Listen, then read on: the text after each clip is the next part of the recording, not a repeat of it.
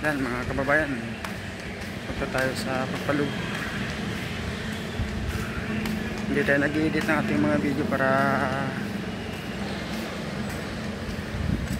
kwan. Pag-edit hindi totoong nagbibideo. Pag-edit palagi mga kababayan.